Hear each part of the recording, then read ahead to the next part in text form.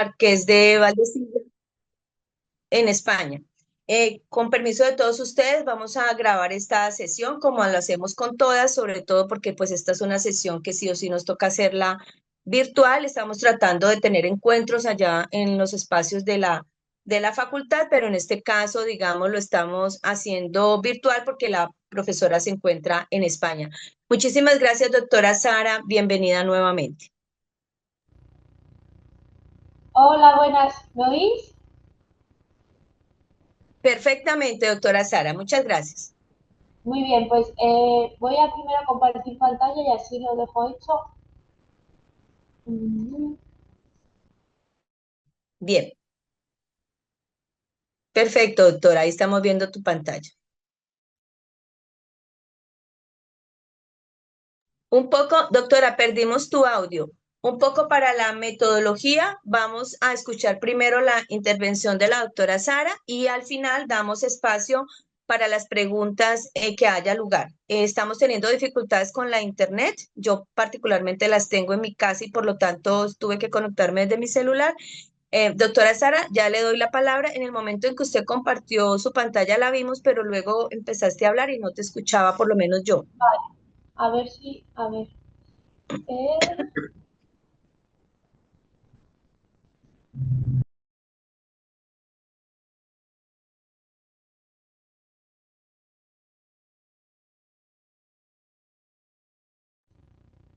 es que veo que antes lo probamos y funcionaba, pero veo que al compartir la pantalla ahora se me quita el audio. Entonces, haznos un favor, mándala al correo o al WhatsApp para que Laura la pueda compartir y tú la puedas, tú puedas no perder tu audio. Vale. Espera. Bueno, mientras tanto aprovecho para darle la bienvenida a las personas que se están conectando. Ya veo que tenemos 31 conexiones. Bueno, me imagino que ahí también me cuenta a mí. Hemos compartido este link con diferentes personas, tanto profesionales, técnicos, tecnólogos, investigadores, profesores, estudiantes, egresados, y hemos querido que los espacios de innovando en investigación sean espacios que permitan conocer y reconocer desarrollos que estamos teniendo en investigación que son relevantes para nuestro desarrollo profesional, pero sobre todo que tengan un efecto importante positivo para mejorar la salud de las personas a nivel de los sistemas de salud. Así que por eso el grupo de investigación en sistemas de en sistemas y servicios de salud pues está liderando este espacio y espero que este sea un espacio muy productivo. La metodología es que primero vamos a escuchar a la doctora Sara y luego, al finalizar de su exposición, entonces vamos a abrir un espacio para algunas preguntas porque entenderán que no vamos a poder tener todas las preguntas que surjan si entendemos que es un espacio de una hora, entonces la idea es que podamos aprovechar. Muchas gracias, doctora Sara, nuevamente por su vinculación. Laura, ya tenemos la presentación de la doctora, ya podemos empezar.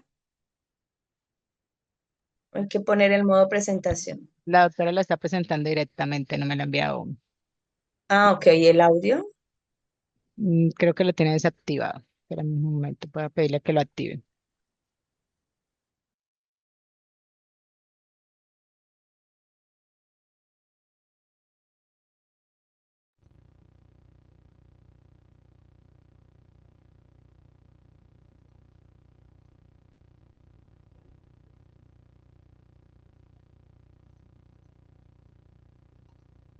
¿Me oís ahora, no? Sí, doctora, la estamos escuchando. ¿Y veis la pantalla también? En este momento sí, ahora puedes hablar a ver si ¿Ves? se... Sí, ya, Hablo y paso. Ahí perfecto, está, ¿no? sí. Sí, ahí está Vale, perfecto. Solucionado. Gracias, doctora. vale, ya está, perfecto. Pues nada, María Fernanda, muchas gracias por contar conmigo para este seminario, Innovando en la Investigación, de la Facultad de Salud de la Universidad del Valle. Y como ya has presentado, la presentación se llama Inteligencia Artificial y Procesos Oncológicos. y vamos a ver los desafíos éticos y legales, como ya vimos cuando estuve allí en Cali con vosotros. Entonces, voy a comenzar haciendo un sumario, un resumen de lo que vamos a ver a lo largo de toda la presentación. En primer lugar, vamos a distinguir los principales tipos de inteligencia artificial, la inteligencia artificial convencional o tradicional, también denominada, y la inteligencia artificial generativa. Vamos a analizar cuáles son las principales oportunidades que nos ofrecen los sistemas de inteligencia artificial en el ámbito sanitario y concretamente en el ámbito oncológico fundamentalmente cuáles son los riesgos. Y a la luz de estos riesgos vamos a ver cuál es la regulación actual en la Unión Europea con la aprobación del nuevo reglamento europeo de inteligencia artificial y vamos a analizar unos casos de uso en procesos oncológicos que son sistemas de inteligencia artificial de alto riesgo, considerados así por el reglamento. Y finalmente vamos a ver cuáles son los dilemas éticos y los dilemas jurídicos que quedan pendientes con esta situación. Para después pasar a hacer unas breves conclusiones y ver cuál es la situación que tenéis vosotros allí. Entonces, en primer lugar, en cuanto a los tipos de inteligencia artificial, vamos a comenzar con la inteligencia artificial convencional o también denominada tradicional. Cuando hablamos de sistemas de inteligencia artificial, normalmente pensamos en los sistemas que utilizan una serie de datos y utilizan un algoritmo y en base a esos datos y a ese algoritmo van a ser capaces de realizar una teoría concreta dada. Entonces, los objetivos que siempre se ha tratado de conseguir con estos sistemas de inteligencia artificial, los sistemas tradicionales, siempre ha sido el de automatizar tareas repetitivas y complejas, mejorar la toma de decisiones mediante el análisis de datos y facilitar la interacción entre los humanos y las máquinas.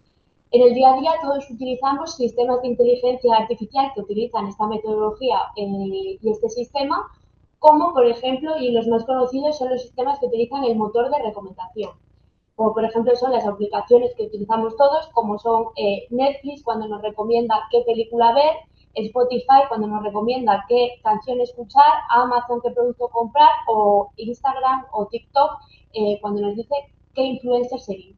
Es decir, en base a datos anteriores nuestros, cuáles han sido nuestras preferencias, cuáles han sido las preferencias de las personas que nos rodean, van a realizarnos una recomendación. En base a unos datos, realizan una recomendación.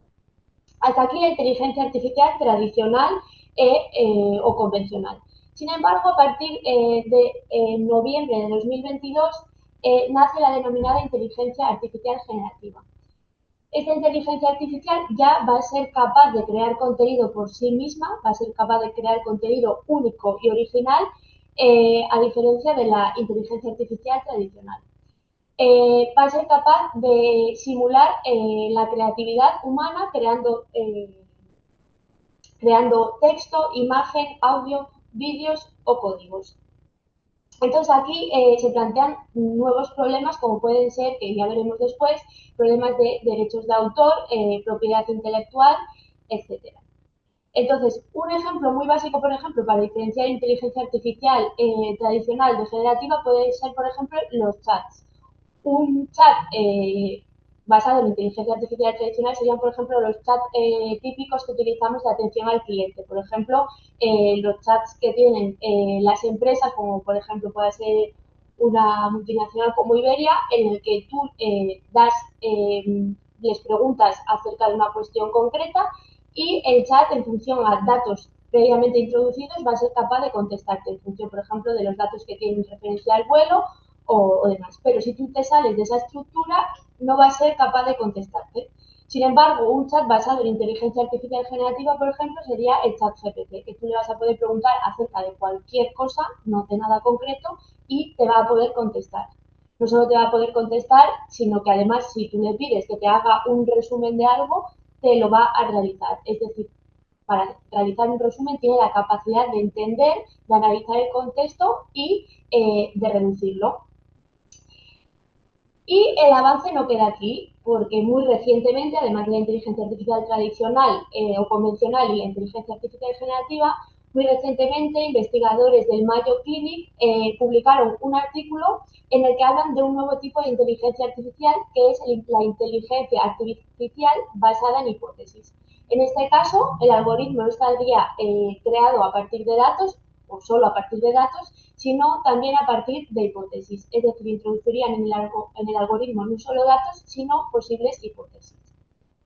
Esto supondría una mejora en la investigación para los tratamientos contra el cáncer, pero si bien los propios investigadores, en el momento en que publicaron este artículo y realizaron esta investigación, advierten de los mayores riesgos que supondrá este tipo de inteligencia artificial y este tipo de algoritmo. Mientras los desafíos de la inteligencia artificial convencional siempre ha sido maximizar la información a partir de grandes bases de datos, el desafío de la inteligencia artificial impulsada por hipótesis sería optimizar la comprensión de una enfermedad, por ejemplo, incorporando hipótesis científicas, variantes genéticas, interacciones entre ciertos genes en el cáncer, en el diseño del algoritmo, etc.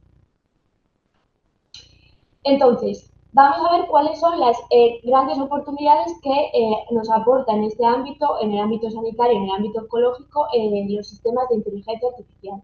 Vamos a dividir las oportunidades en dos grandes grupos principales, que será, por un lado, el sector asistencial y, por otro lado, que veremos después, el sector farmacéutico.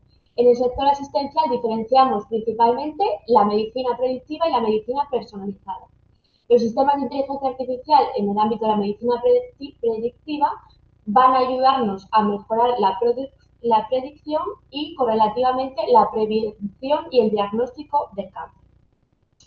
Es decir, nosotros a partir de sistemas que utilicen datos vamos a poder, por ejemplo, predecir que una persona dentro de 10 años va a padecer un cáncer. En este sentido nos podemos poner a trabajar y prevenir la aparición de la enfermedad o reducir los riesgos que la misma tiene. Y en el ámbito de la medicina personalizada pasa lo mismo. En la medida en la que tenemos datos, vamos a poder mejorar los tratamientos oncológicos porque, como ya sabemos, cada persona va a responder de una manera diferente a cada uno de los tratamientos. No todas las personas van a responder de la misma manera. Lo que nos va a permitir va a ser adaptar los tratamientos a cada persona en función de los datos que se hayan obtenido de cada paciente. Y en el sector farmacéutico, las grandes oportunidades que nos van a ofrecer y que nos ofrecen ya los sistemas de inteligencia artificial serán el descubrimiento de nuevos medicamentos, teniendo en cuenta la genética, enfermedades, el estilo de vida de cada paciente, la disminución de los eventos adversos, de los denominados efectos secundarios de los medicamentos, y muy importante también la optimización de los ensayos clínicos, es decir, va a permitir que los ensayos clínicos sean más efectivos. Se va a reducir el número de ensayos clínicos y su gasto, es decir, y en este sentido se podrán realizar también más ensayos clínicos y se va a poder realizar una mejor selección de los pacientes de acuerdo a ciertos requisitos establecidos previamente. Hasta aquí las oportunidades, pero tenemos que tener en cuenta que el uso de sistemas de inteligencia artificial también va a generar riesgos. Los riesgos derivados del uso de estos sistemas fueron ya muy tempranamente advertidos por el Parlamento Europeo en una resolución del año 2017 que precisamente se denominaba Resolución del Parlamento Europeo sobre las implicaciones de los macrodatos en los derechos fundamentales, privacidad, protección de datos, no discriminación y seguridad. Entonces, vamos a realizar, o voy a realizar con vosotros, una enumeración de cuáles son los riesgos que yo considero más importantes que derivan de la aplicación de sistemas de inteligencia artificial y vamos a ver cuál es la respuesta de la Unión Europea frente a estos riesgos. Entonces, en primer lugar, el riesgo de la discriminación o también denominada el riesgo de profiling. Es decir, el riesgo que existe al trabajar con el análisis de datos, de que se creen perfiles desaconsejados. Es decir, perfiles, por ejemplo, de personas vulnerables, de personas ancianas, de personas con herencias genéticas, como por ejemplo para las aseguradoras, para contratar un seguro. Aquí tenemos, por ejemplo, una noticia de Miriam Khatibi, que es una activista antirracista, que decía que lo peor de la discriminación algorítmica es que nadie es consciente de hasta dónde llega. En su entrevista decía que mucho peor que la discriminación racial va a llegar incluso a ser la discriminación por el algoritmo. Dice que a día de hoy no hay ninguna ONG que pueda decir que la inteligencia artificial no les afecta. Hay que tener claro que va a afectar a sus usuarios y por lo tanto es relevante para ti. Entonces, tenemos que tener en cuenta que frente a la fascinación que nos genera a todos la inteligencia artificial y los resultados que nos aporta, tenemos que siempre cuestionar los resultados. Porque los resultados de una inteligencia artificial basada en datos a veces pueden ser resultados que vienen de un profiling o de una discriminación previa. Entonces, como propuesta para minimizar este riesgo de discriminación, la aparición de sesgos, se propone la aplicación de los siguientes criterios. Y es, en primer lugar, explicar el modo de elaboración de los algoritmos. El Reglamento Europeo de Protección de Datos ya recoge concretamente el derecho a la explicabilidad, es decir, el derecho que tenemos los usuarios a que el fabricante nos explique el modo de funcionamiento del algoritmo que ha creado. Y una vez entendemos cómo funciona el algoritmo, vamos a ser capaces de poder evaluar cuál es el impacto de los sesgos o de la discriminación y evaluar cuál es la calidad de los datos recogidos. Es importante hacer especial hincapié en la calidad de los datos recogidos porque en función de la calidad del dato de la calidad del dato va a depender el resultado de la aplicación del sistema de inteligencia artificial. Es decir, tan bueno sea el dato, tan bueno va a ser el resultado. Entonces, aquí, por ejemplo, sucede mucho en las historias clínicas que a veces ante una misma situación diferentes médicos van a redactar en la historia clínica de manera muy diferente esa situación. Entonces, en España tenemos comités éticos que van, comités editoriales, perdón, que van a tratar de utilizar una taxonomía que, de manera que todos los datos queden recogidos de manera homogénea. En España tenemos una ley que se llama la Ley Antidiscriminación del año 2002, que tiene un artículo concreto, el artículo 23, que decía o dice que los algoritmos involucrados en la toma de decisiones que se utilicen en las administraciones públicas deben tener en cuenta criterios de minimización de sesgos, transparencia y rendición de cuentas, siempre que sea factible técnicamente. Luego, en España ya se era consciente de esta posible discriminación, supuso una innovación y un paso adelante este artículo, pero no fue suficiente. Y por dos motivos evidentes. Uno es que solo se aplica a las administraciones públicas, es decir, el artículo no cita al sector privado. Y en segundo lugar, la coletilla final en la que dice que siempre que sea factible técnicamente. Es decir, bastaría que el proveedor diga que no es factible técnicamente para que quede exonerado de ese deber. Y entonces, a colación de este riesgo, del riesgo de discriminación, voy a mencionar una sentencia que no es concretamente del ámbito sanitario, pero que me parece importante resaltar, que es la primera sentencia europea que declara ilegal un algoritmo de evaluación de características personales de los ciudadanos. Es una sentencia dictada por el Tribunal de la Haya en febrero de 2020, en el que se dicta una sentencia contra un algoritmo utilizado por el gobierno de los Países Bajos para detectar fraudes a la seguridad social o a la hacienda pública, y este algoritmo utilizaba perfiles desaconsejados de personas muy concretas, lo que suponía una discriminación a la hora de realizar las inspecciones del fraude a la seguridad social o a la ausencia o a la hacienda. Otro riesgo, en el que no me voy a detener mucho porque me parece más evidente, es la ausencia de seguridad a la hora de la utilización de sistemas de inteligencia artificial.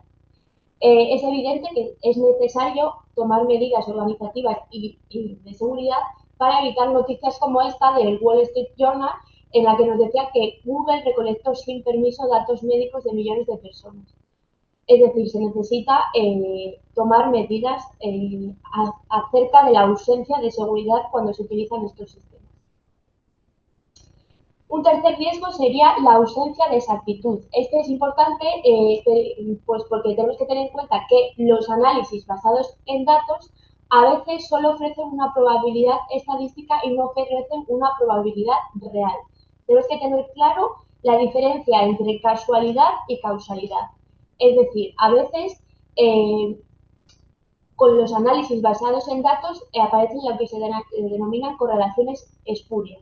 Es decir, dos situaciones, dos realidades diferentes en las que aparentemente existe un vínculo entre ellas, pero que realmente cuando te pones a analizar cada una de las situaciones te das cuenta de que ese vínculo no existe y que es una mera casualidad. Aquí os voy a poner dos estadísticas muy divertidas que ponen de relieve esta situación. Mira, tenemos en rojo el número de personas que se cayeron en una piscina y en negro las películas en las que sale Nicolas Cage, en una gráfica que va de 1999 a 2009. Y te das cuenta que la gráfica coincide. Y si te pones a analizarlo, te das cuenta de que nada tiene que ver el número de personas que se caen en una piscina a lo largo de un año con el número de veces que aparece Nicolas Cage en unas películas. De la misma manera, esta gráfica de 2000 a 2009, en rojo el número de divorcios en el estado de Maine de Estados Unidos y en negro el consumo per cápita de margarina. Como veis, la gráfica es exactamente igual y evidentemente no tienen ninguna relación una cosa con la otra. El cuarto riesgo sería la ausencia de conocimiento. Los ciudadanos no conocen ni entienden qué es la inteligencia artificial. Se necesita educar, programas educativos desde los colegios para educar en qué es inteligencia artificial. Y aquí voy a poneros un ejemplo de un estudio que se hizo en 2014 por la Europol, que participó en un experimento de un grupo de investigadores de seguridad que instaló un punto de wifi gratuito en Londres. Cuando las personas se conectaban al punto de acceso, los términos y condiciones que se les pedía incluía una cláusula de inglés. Entonces, la condición era que para poder conectarte a esa red wifi de manera gratuita, la condición era que el destinatario aceptaba ceder a su hijo a la empresa suministradora de la conexión. Y lo que pasó es que en 5 minutos se conectaron 66 personas. Es decir, la gente acepta sin saber lo que está aceptando porque no toma conciencia de lo que realmente está utilizando. En quinto lugar, la ausencia de privacidad. La privacidad no puede ser un obstáculo al desarrollo de la inteligencia artificial en medicina, y ello porque no es lo mismo privacidad que protección de datos. De hecho, en la Unión Europea, en el Tratado de Funcionamiento de la Unión Europea, privacidad y protección de datos están regulados en artículos diferentes. Entonces, en el Reglamento Europeo de Protección de Datos actual no se habla de privacidad, directamente ya solamente se habla de protección de datos. La privacidad es algo ya pasado. Las diferencias entre una y otra sería que la privacidad, mientras solo genera obligaciones negativas, la protección de datos genera obligaciones negativas y positivas. La privacidad es un modelo casuístico e individual y, sin embargo, la protección de datos es un modelo sistemático y es un derecho individual, pero limitado por razones de interés público. Entonces, ya no hablamos tanto de privacidad, sino de protección de datos. Y finalmente voy a hablar del problema de la financiación. ¿Quién paga los datos? Es decir, para poder tomar decisiones basadas en datos, necesitamos tener datos de las historias clínicas de todos los hospitales europeos y los datos que estén organizados de manera sistemática. Entonces, la Agencia Europea del Medicamento quiere estudiar y quiere proponer una regulación del Big Data, de la utilización del Big Data en la toma de decisiones médicas, y plantea un Big Data público pagado por impuestos a las farmacéuticas. Entonces, aquí se plantea un debate que veremos cómo se soluciona, pero a día de hoy no es posible, pero es muy probable que tras el espacio europeo de protección de datos no haya un impuesto a las farmacéuticas simplemente por existir, sino más bien una tasa que se pague cada vez que se pida el acceso a datos. Entonces, a la luz de todos estos riesgos y conscientes de esta situación y de los riesgos que suponía el uso de sistemas de inteligencia artificial para la seguridad y los derechos fundamentales de los ciudadanos, la Unión Europea se puso a trabajar y entonces en marzo de este año, el 13 de marzo de 2024, se aprobó el Reglamento Europeo de Inteligencia Artificial. La Unión Europea lo que pretende con la aprobación de este reglamento es regular los usos de la inteligencia artificial de manera que se reduzcan los riesgos derivados de su aplicación. Y para ello, en base a una jerarquía de riesgos, va a establecer una clasificación de los sistemas de inteligencia artificial. Aquí podéis ver cuál es la clasificación que realiza en función del riesgo. En primer lugar están los sistemas de inteligencia artificial de riesgo inaceptable, que van a ser aquellos que suponen una amenaza directa a la seguridad pública, a la privacidad y a los derechos fundamentales. Estos sistemas de inteligencia artificial, salvo algunas excepciones en las que ahora no vamos a entrar, van a estar prohibidos y un ejemplo, por ejemplo, de estos sistemas prohibidos totalmente en la Unión Europea son los sistemas de puntuación social, por ejemplo, que están muy de moda ahora en China. En segundo lugar, los sistemas de inteligencia artificial de alto riesgo, que son los que nos vamos a centrar en esta ponencia, que son aquellos que pueden tener un impacto relevante en los derechos fundamentales de los ciudadanos y que frente a ellos el reglamento va a establecer una serie de obligaciones y requisitos concretos para su regulación, como va a ser la evaluación de impacto que veremos también en esta presentación.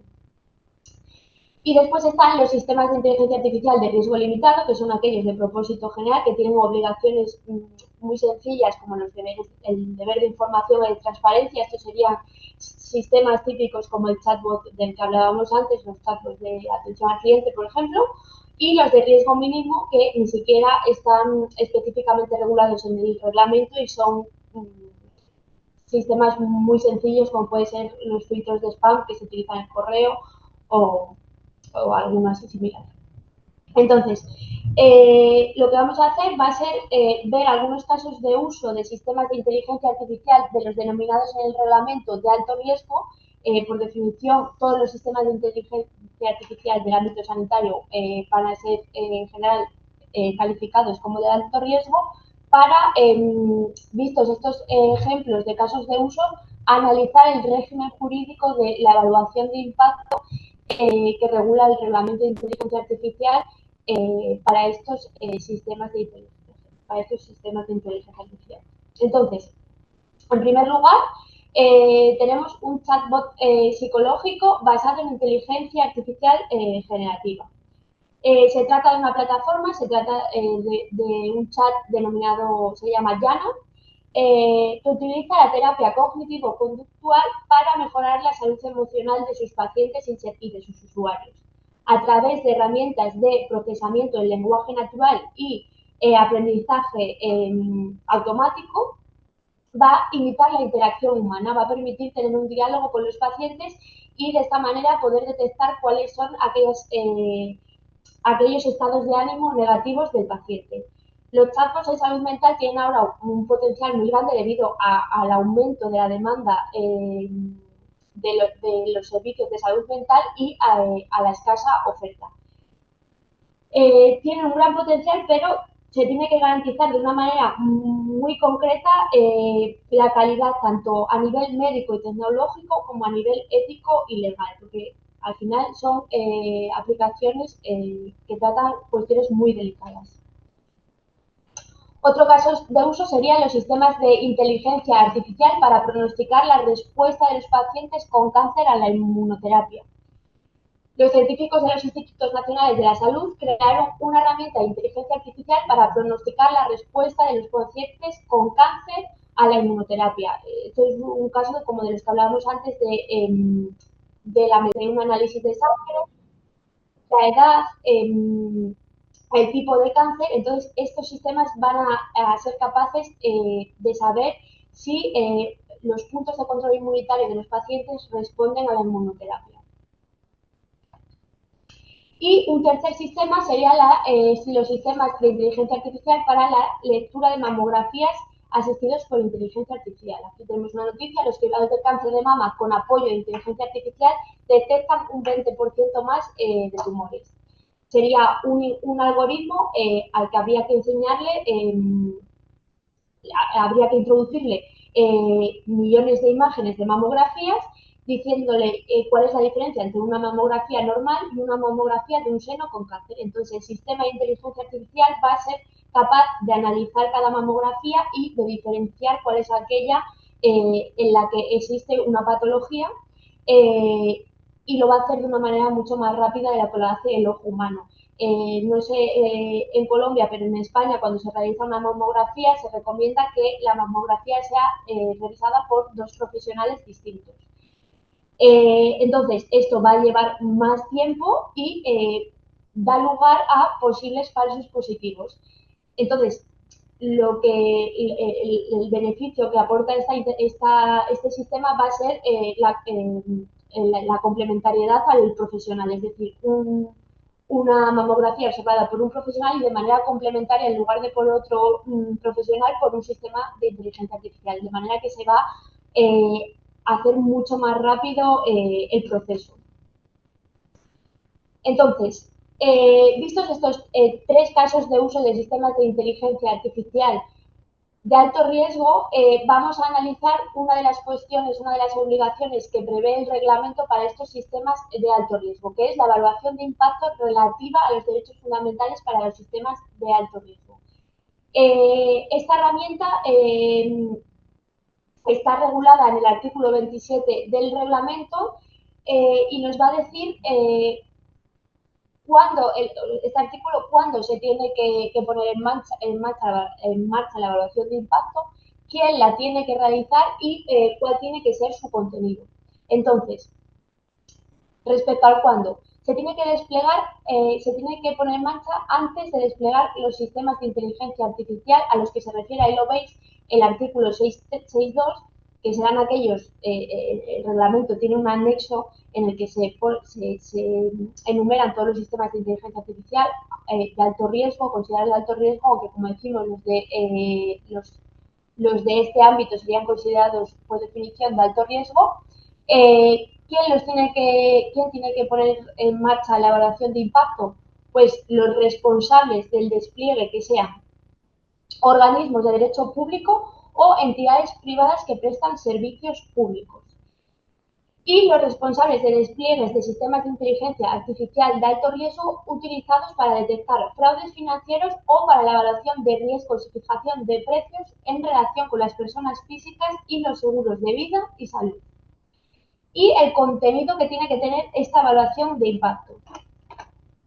Se tienen que describir los procesos en los que se va a utilizar el sistema de inteligencia artificial. Se tiene que detallar de manera muy concreta cuál va a ser el proceso en el que se utiliza, cuál va a ser el periodo de tiempo y la frecuencia de utilización de estos sistemas, las categorías de personas y los grupos o grupos de personas que van a ser afectados por el sistema y los riesgos específicos que pueden derivar de su uso.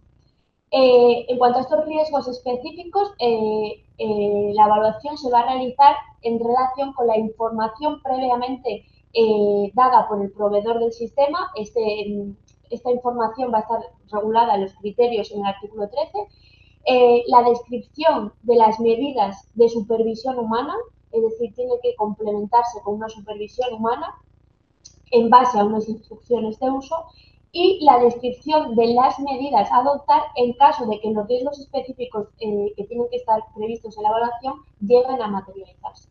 Y también nos dice que esta evaluación de impacto no tendrá que realizarse siempre que se pone en marcha los sistemas de inteligencia artificial de alto riesgo concretos, sino que se realizará la primera vez que se utilicen estos sistemas, que los resultados de esta evaluación tendrán que ser notificados a la Autoridad de Vigilancia del Mercado, y que en el caso de que se haya realizado también la evaluación de impacto prevista en el Reglamento Europeo de Protección de Datos, esta evaluación será complementaria a la anterior. Es decir, aunque haya una evaluación de impacto de protección de datos, tendrá que haber una evaluación de impacto relativa a los derechos fundamentales. En caso de que las circunstancias del sistema cambien, tendrá que notificarse y tendrá que realizarse una nueva evaluación o modificar aquellas circunstancias a las que afecte. Como comparación de esta herramienta, a nivel internacional tenemos, por ejemplo, en Estados Unidos la Executive Order on the Safe and the Truthful Development and Use of AI de Estados Unidos, que habla de evaluaciones sólidas y estandarizadas para la promoción de los mecanismos de protección de derechos civiles y libertades, habla de manera un poco genérica. En Reino Unido tenemos el Data Protection and Digital Information Bill de 2024, de este mismo año, que habla del Assessment of High Risk Processing. Y a nivel europeo, y diferente del Reglamento Europeo de Inteligencia Artificial, tenemos un convenio marco sobre inteligencia artificial, derechos humanos, democracia y Estado de Derecho, también de este año 2024, que habla de medidas a adoptar para identificar, prevenir, evaluar y mitigar los posibles riesgos, medidas en relación con el uso de sistemas de inteligencia artificial cuando suponga riesgos y una rendición de cuentas y responsabilidad en el caso de que los sistemas supongan un impacto negativo, una consecuencia negativa en la seguridad y los derechos de los ciudadanos. Y la última parte de esta conferencia, que serían los dilemas éticos y los dilemas jurídicos que quedan pendientes con estos sistemas de inteligencia artificial. Como dilemas éticos, en primer lugar, tenemos los límites al desarrollo de la inteligencia artificial. Como toda tecnología engendra peligros desde el mundo científico, el uso perverso de la inteligencia artificial o la pérdida de control sobre los sistemas de inteligencia artificial. El Parlamento Europeo propone la inclusión en todos los sistemas de inteligencia artificial del denominado botón de la muerte o kill switch, que va a permitir desactivar de manera inmediata el sistema si esta amenaza con la vida de un ser humano. Es real que a veces la inteligencia artificial nos supera y podemos perder el control. Por eso, que haya un mecanismo que nos permita finalizar de manera rápida y concreta con el sistema de inteligencia artificial. Aquí algunas noticias. Facebook desconecta a 2 robots por crear su propio lenguaje. O esta que dice que Google despide a un ingeniero que advirtió sobre la inteligencia artificial que dice que tiene sentimientos. Ahí tenéis al ingeniero de Google despedido por las charlas metafísicas con un robot. En segundo lugar, como dilema ético pendiente, sería la deshumanización de la asistencia sanitaria. Al final este es un ámbito en el que se necesita mucho el contacto humano, es un aspecto esencial en el cuidado en la salud y aquí tendríamos el dilema del Dr. House. ¿Qué preferirías? ¿Un médico humano que te coja la mano mientras se muere o un médico inteligencia artificial que le ignore mientras se cura? Pues, habría que ponderar qué es preferible, si la humanización de la asistencia sanitaria o algo más frío pero probablemente más eficaz. Y otro de ellos sería el impacto en el empleo sanitario. Aquí tenemos por un lado a los pesimistas y por otro lado a los optimistas. Los pesimistas creen que la incorporación de la inteligencia artificial en el sector sanitario convertirá en inútiles especialidades como la radiología. Aquí tenemos un sistema de Watson Health que dicen que es capaz de diagnosticar mejor que un humano determinados tumores en las radiografías y otro grupo de personas optimistas que dicen que ya hay una convivencia entre los profesionales y los sistemas de inteligencia artificial, que van a surgir nuevas oportunidades de negocio de ciberseguridad, cifrado para la investigación médica, almacenamiento de datos y que no es una lucha sino un trabajo complementario. Aquí tenemos un informe de Price del año 2018 que ya decía que con el envejecimiento de la población, la demanda de servicios de salud y asistencia social continuará aumentando.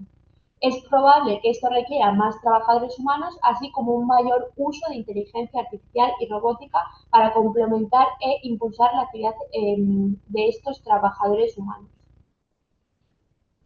Y como dilemas jurídicos, ya no éticos pendientes, en primer lugar, la naturaleza jurídica de los robots o de las máquinas o de los sistemas de inteligencia artificial.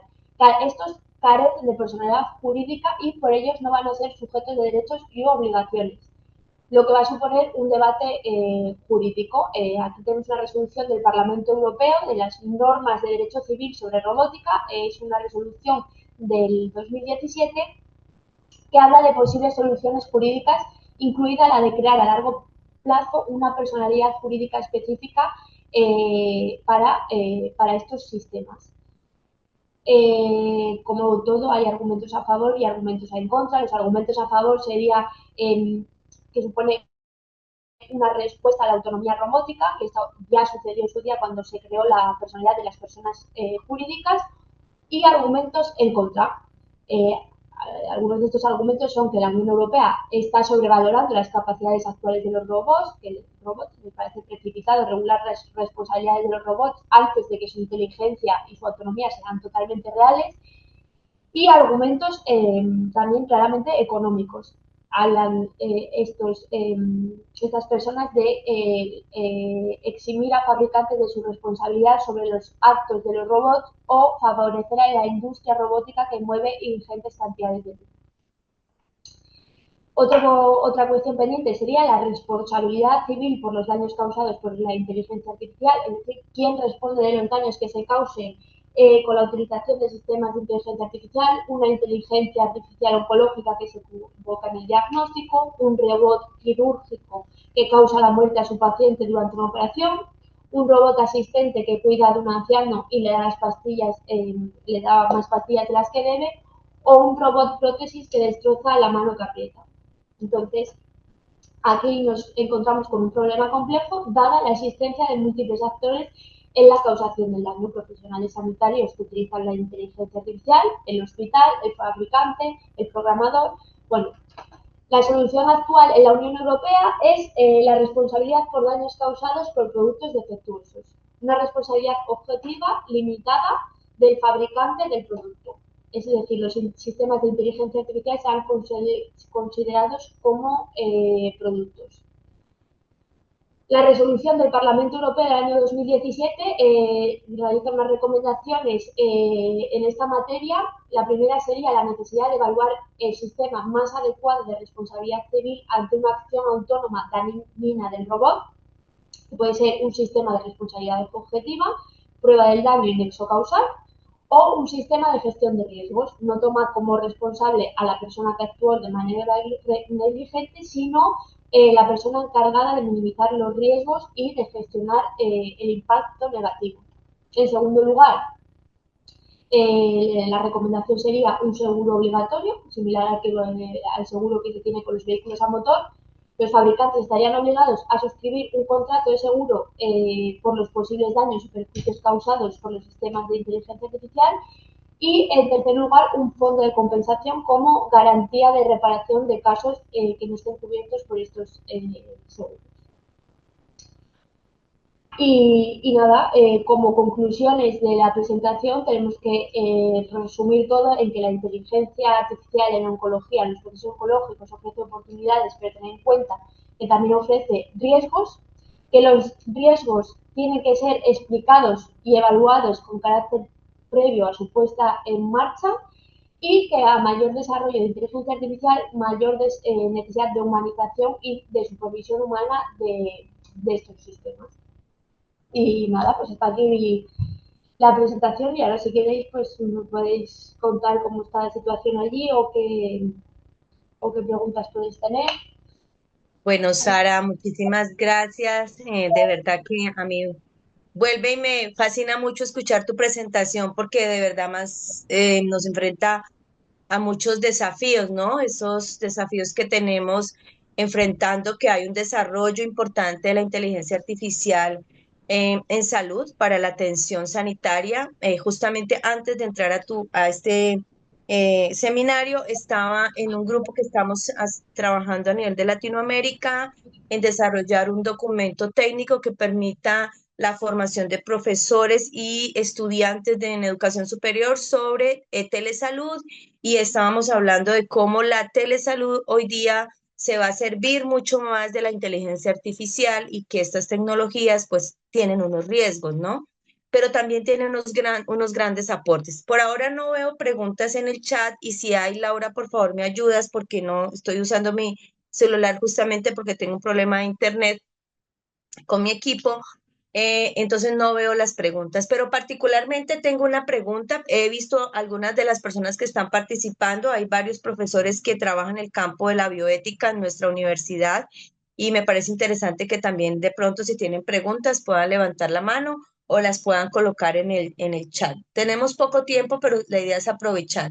Y me gustaría saber, Sara, desde tu perspectiva, ¿qué piensas tú entonces de cómo proteger los derechos de autor del algoritmo o de los algoritmos que se desarrollan de inteligencia artificial, para usarlos en salud? O sea, cuando tú nos explicabas que parte de unos lineamientos que están dados por la Unión Europea es que se especifique claramente, digamos, cómo está descrito el algoritmo, pues no sé si no entendí bien, o si esta exigencia que tiene, o este lineamiento que tiene la Unión Europea, particularmente puede poner en riesgo ese derecho de autor de de quien define o quien crea un algoritmo para un desarrollo de inteligencia artificial.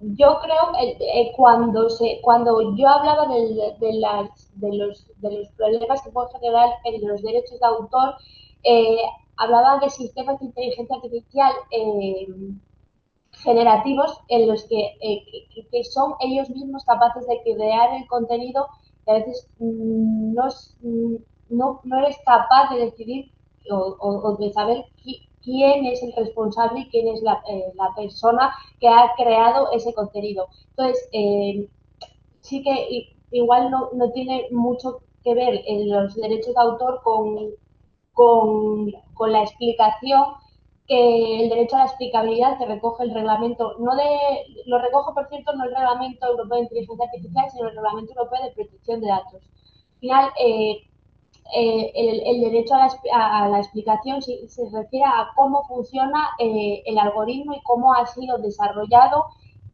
cuáles son los datos que va a utilizar ese algoritmo, eh, pero no creo que influya este derecho a la explicabilidad del algoritmo con el problema que surge de todo los derechos, con el derecho de autor. Yo creo que eso sería una cuestión aparte que no se va a resolver con este derecho a la explicabilidad Ah, en ok. 2050. Vale, gracias por la Desde mi punto de explicación. vista, Y entiendo que sería el derecho a a la explicabilidad de cómo funciona y de cuál es, digamos, cómo fue construido en términos de el cómo, el por qué y el para qué, pero no necesariamente, digamos, esa, sí, ese no, no, derecho que tiene el investigador de producir un conocimiento, y está amparado de todas maneras a nivel internacional, inclusive cuando lo tiene patentado, ¿sí? exactamente, exactamente. Ah, Creo ok. que no se va a solucionar con eso el problema de los derechos de autor, la propiedad intelectual que puedan generar los sistemas de inteligencia artificial que utilicen inteligencia artificial generativa. Bien, hay una pregunta del el profesor Víctor Hugo Dueñas. Pregunta cómo incluir en los currículos el uso de la inteligencia artificial para que los nuevos profesionales la usen de manera eficiente y ética. Y quiere decir que cómo incluir que los profesionales En la cumplan, formación de tengan profesionales. conocimientos. Ujú. Pues es lo que decíamos, al final es algo que habría que afrontar de manera previa, es decir, como decía antes, la ausencia de conocimiento, la gente no tiene conocimiento en inteligencia artificial, entonces la solución sería implantar este conocimiento de manera muy previa en los colegios y que sea una cuestión que vaya con las personas directamente, que sea una habilidad adquirida con el paso del tiempo y que realmente no sea como un requisito que tenga que tener una persona en el currículum, sino que sea algo aprendido por todas las personas como una cuestión más, porque al final utilizamos la inteligencia artificial en muchísimos ámbitos de nuestra vida, no es solamente este ámbito. Entonces, Ujú. la cuestión sería incidir en la formación de manera previa, no como una formación específica, sino como una formación general y transversal para todos y adquirida de manera muy previa, de manera que no fuera un requisito tener conocimiento de inteligencia artificial para incluir Ujú. el currículum. Como un checklist en donde sí aprendió de inteligencia artificial, sino que sea algo que realmente se integre, inclusive en lo cultural, porque como tú decías, la generación actual nació con inteligencia artificial, o sea, nace ahora con inteligencia artificial, nuestros futuros profesionales ya tienen el uso de la inteligencia artificial en su proceso, Exactamente, digamos, lo usan para su formación, inclusive de manera autónoma, exactamente. individual. Entonces lo De entiendo hecho, desde ahora esa- no sé allí, pero aquí en los colegios, como una extraescolar más, muchos de ellos tienen programas de robótica, programación, y los niños pequeños, los niños de 6 años, acuden a esos talleres como una actividad extraescolar más, como venimos conociendo las de toda la vida, aprender inglés o hacer un deporte o sea, yo creo que se está haciendo igual, no de manera suficiente, pero que se está en ello porque se ve que ya se incluyen en muchos programas sistemas de programación, de robótica, sí. Válido. Algo más específico, no Ujú. algo como un requisito a exigir para, no sé si me explico. Vale, hay un comentario de la profesora Marta Vivas, qué bueno escuchar a la profesora, bueno, leer a la profesora Marta Vivas que está conectada y que sé que está haciendo su doctorado en ética. eh, y es que ella hace el comentario sobre la importancia que tiene el tema de la formación de las personas en salud frente al tema del uso de la inteligencia artificial y la no pérdida de la humanización que se debe tener y del cuidado de la supervisión de la atención en salud por parte de los profesionales cuando están usando la inteligencia artificial para atender a las personas. Y también comenta que esto que tú dices, esa bioética debería empezarse no solamente desde la escuela, sino que ella también habla de los hogares, que hay que empezar a tener una concepción mucho más clara de la bioética y del uso de la inteligencia artificial desde esta comprensión de los hogares. Laura, permíteme si hay otra pregunta, ayúdame porque se me va a descargar este celular que ha estado toda la mañana conectado a diferentes reuniones. ¿Cuál pregunta sigue allí?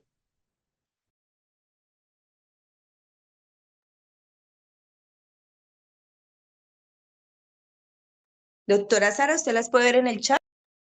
Hola, qué pena, es que tenía el micrófono silenciado. ¿Qué instituciones o entidades nacionales o supranacionales serían las encargadas de supervisar y evaluar los algoritmos para evitar abusos y discriminaciones? Ya hace el Es muy profesor Octavio importante Piñeros.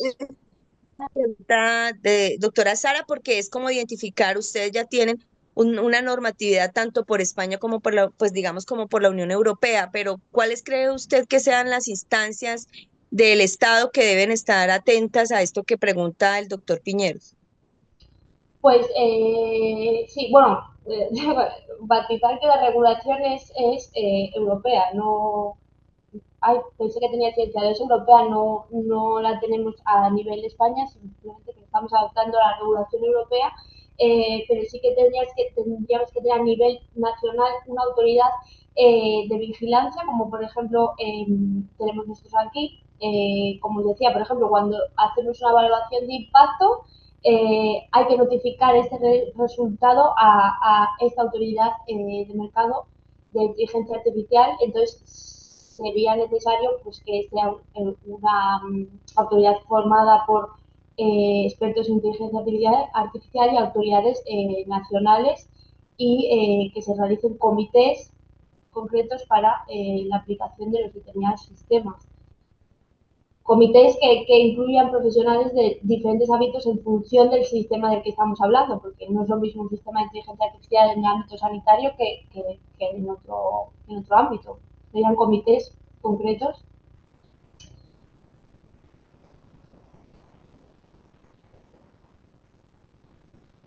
No te oigo, María Fernanda, tienes silenciado.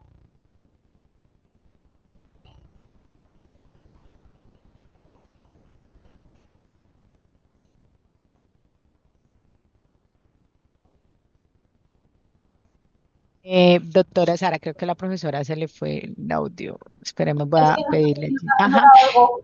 Marta Solórzano, alzó la mano, voy a darle paso para que pueda intervenir, ¿listo? Marta, ¿puedes intentar abrir, por favor, el micrófono? Listo. Gracias. Pues primero que todo, muchas gracias por la invitación. Muy buena la conferencia, sobre todo en el aspecto ético, que es lo que se maneja, lo que manejamos. Y escuchando las preguntas y las respuestas que ha dado la doctora, creo que hasta ahora en la parte presencial, digámoslo así, ha sido un trabajo para concientizar, digamos, a muchos profesionales de la salud de tener en cuenta y profesionales en investigación de tener en cuenta consentimientos informados, tener en cuenta la vulnerabilidad de los participantes, todas estas consideraciones que están a la fecha, digámoslo así, vigentes y nos ha llevado un tiempo bastante. Ahora con la entrada de la inteligencia artificial o la participación de la inteligencia artificial en salud, en investigación, también nos va a llevar un tiempo. Y como lo decía ahora una de las profesoras, esta generación ya nace se cría, se educa con la artificial porque es lo que está de moda, digámoslo así, en la puerta al futuro.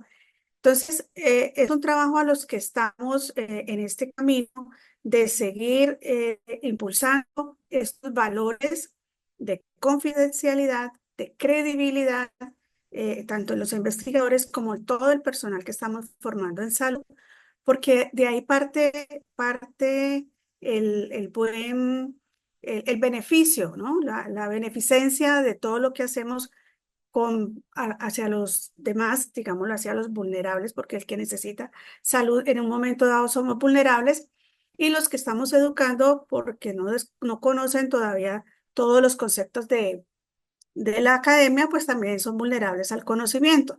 Entonces es como darles esa formación y hacerles refuerzo en que sean confiables ellos ante las personas que están educando, ante las personas, las nuevas generaciones y ante los nuevos profesionales de la salud. Porque así Vale. como todavía desconfían de un consentimiento face to face, perdón, entonces la inteligencia artificial es algo intangible que creemos, está allí, pero no la vemos, no la tocamos. Entonces, eso creo que ese es el reto de nosotros, de los que estamos saliendo, para los que siguen llegando, que tengan esa conciencia de hacer las cosas bien. Ese era mi aporte.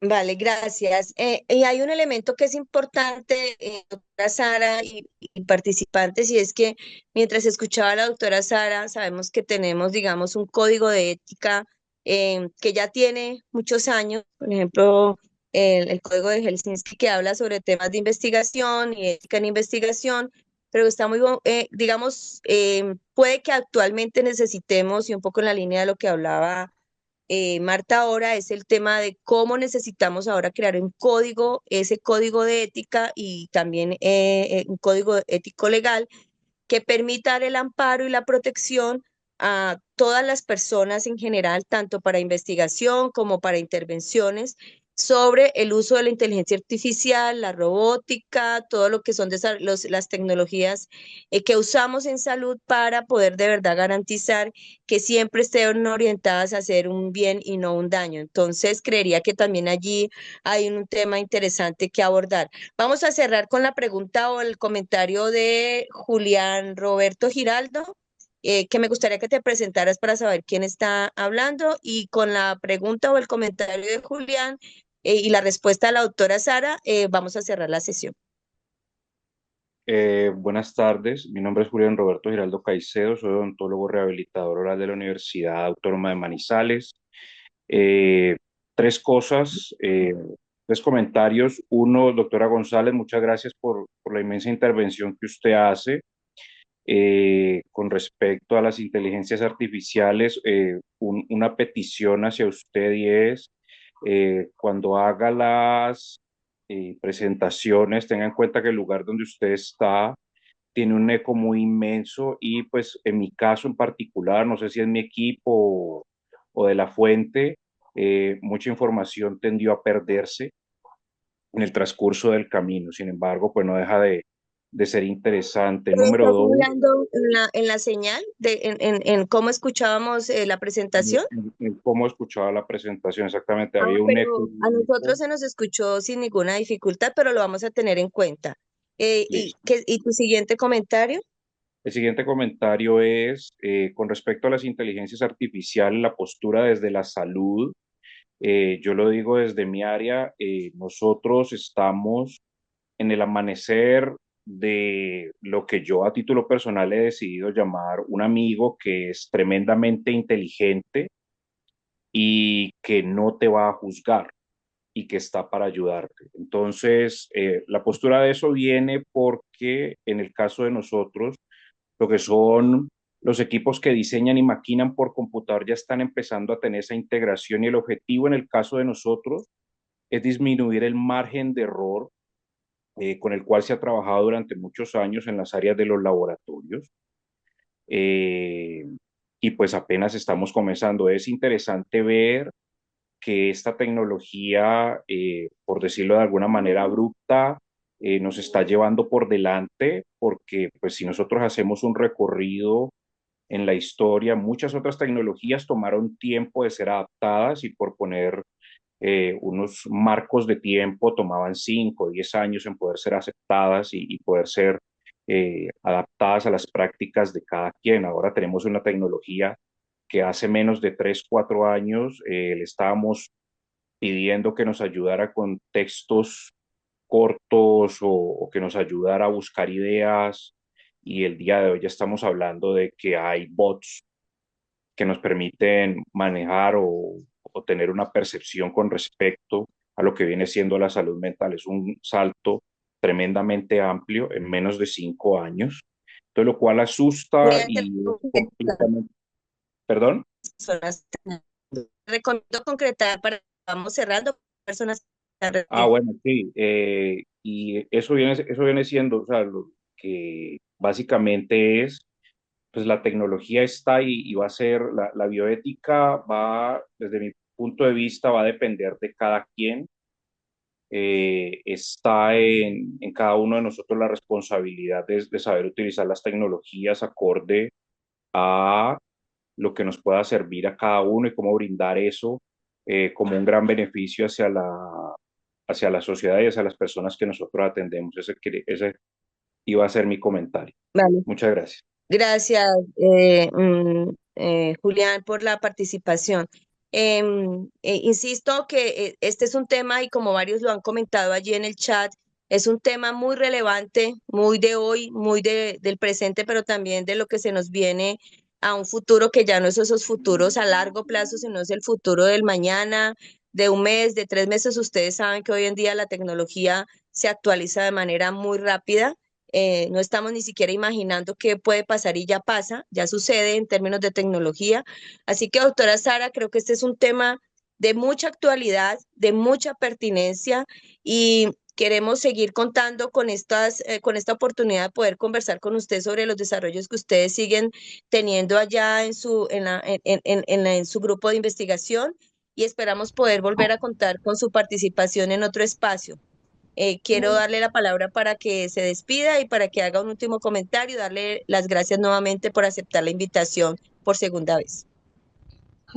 Muchas gracias, María Fernanda. Bueno, muchas gracias a todos por haber estado en este seminario por las aportaciones que habéis hecho y bueno, en la presentación, no sé si lo habéis visto, en la portada os dejé mi correo para ponerme a vuestra disposición por cualquier circunstancia que queréis comentar o cualquier intercambio de pareceres y nada, María Fernanda, yo me pongo a tu disposición para cuando quieras y seguir conversando de esto que va a dar para mucho porque estamos comenzando y va a seguir avanzando. Así Muy que retador. gracias a todos y nada, para lo que queráis. Vale, doctora, muchas gracias a todos los participantes. Me gustan mucho los comentarios de que les ha gustado mucho la conferencia, que la ven muy pertinente, muy actual, que hay muchas preguntas alrededor del tema y esperamos seguir abriendo otros espacios para que podamos seguir debatiendo alrededor de este tema tan importante. Un abrazo para todos, que tengan un buen almuerzo y un buen fin de semana. Hasta luego, doctora Sara, un abrazo. Muchas Gracias, gracias. hasta luego, adiós.